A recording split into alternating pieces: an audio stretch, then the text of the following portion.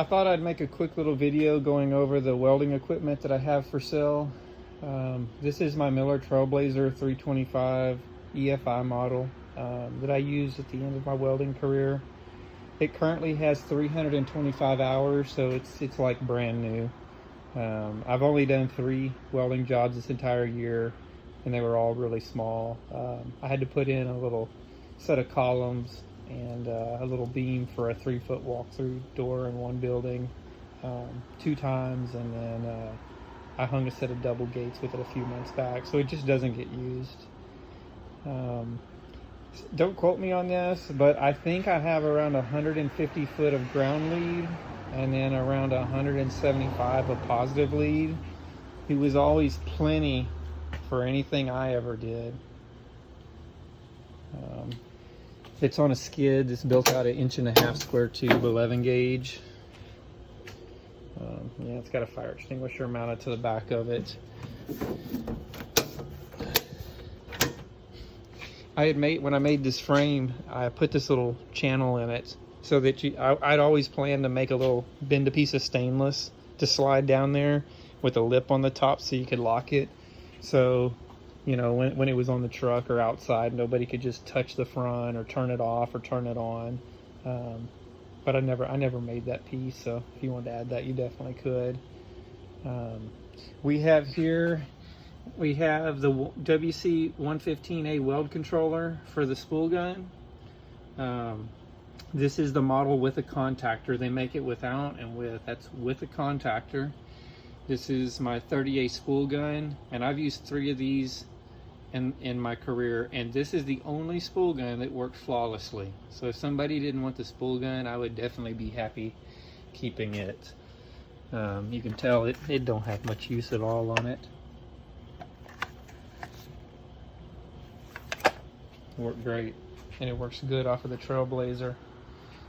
Here we have the Miller S32P wire feeder. It's more dirty than anything. It has some overspray on it. I painted something in the shop and it was sitting nearby and got overspray, so it looks more weathered than it is. But for a very short period, I worked on some excavator buckets and I ran some dual shielded wire through this, and it worked awesome. Not off the Trailblazer. At that time I had a Lincoln diesel that I used this on. I have used it on here one time and it worked great. I built a forklift attachment for our skid steer and used the wire feeder here with this.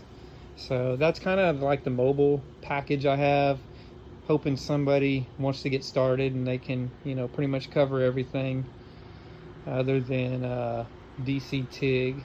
But if you wanted to add a